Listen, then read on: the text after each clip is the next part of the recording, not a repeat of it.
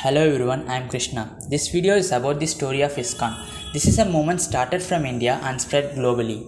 In the late 1960s, a spiritual revolution began to take root in the most unexpected place, the New York City. Amid the backdrop of counterculture movements, one elderly monk from India with barely any resources brought a message of love, peace and devotion. His vision is to spread the teachings of Krishna Consciousness across the world.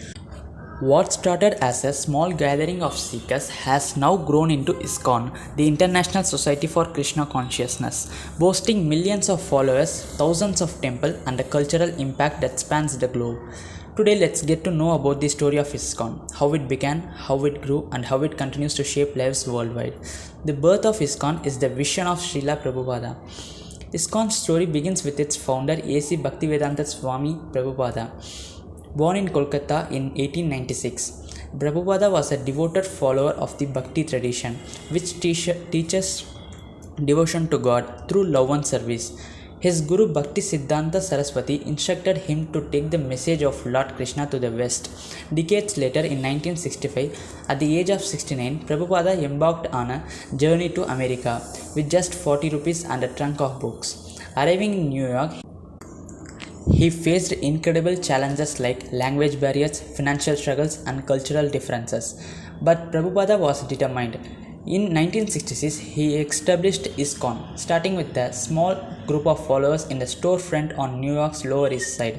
His simple message was rooted in the teachings of Bhagavad-gita.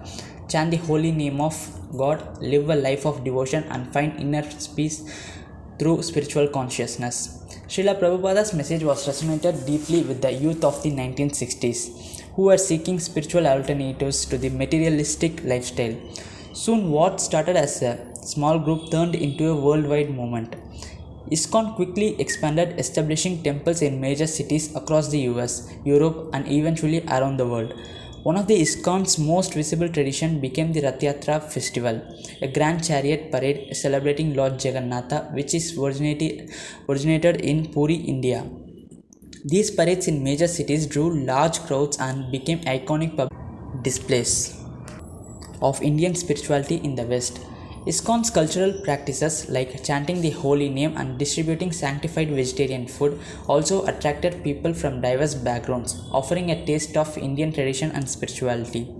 Within just few years, ISKCON had grown from one small storefront temple to over 100 centers globally, each serving as hubs for spiritual learning, community outreach, and devotional practice. ISKCON's influence extended far beyond its temple. One of its major contributions was introducing Indian spirituality and culture to the global stage. Prabhupada's translations of the Bhagavad Gita and Srimad Bhagavatam became widely read, providing accessible insights into Vedic wisdom. His book Bhagavad Gita as it is remains a bestseller and has been translated into dozens of languages. ISKCON also popularized vegetarianism and the concept of prasadam, the sanctified food, through its vegetarian restaurant and massive food distribution programs. These initiatives brought Indian cuisine to new audiences while promoting ethical eating practices. Kirtan is devotional chanting of the holy names became another key element of ISKCON's appeal.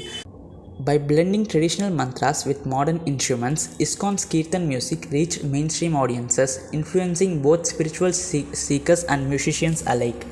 ISKCON's teaching and culture even made their way into popular culture, referenced in music, films, and literature throughout the decades. Like any growing movement, ISKCON has faced its share of challenges. Internal disputes, controversies, and leadership issues plagued the organization, especially after Prabhupada's passing in 1977. Critics have raised questions about the organization's structure, financial practices, and some of its more zealous approaches to spreading Krishna's consciousness. However, ISKCON's resilience lies in its ability to evolve while staying true to its core teachings. Over the years, the organization had made efforts to address these issues, rebuild trust, and focus on its mission of service. One shining example is ISKCON's Akshaya Patra program, which feeds over 1.8 million children daily, making it one of the largest non-governmental food programs in the world. Today, ISKCON continues to be recognized not only for its spiritual outreach but also for its humanitarian work. In conclusion, from its root in a humble New York storefront to a global spiritual movement, ISKCON's journey is one of faith, perseverance, and the transformative power of devotion.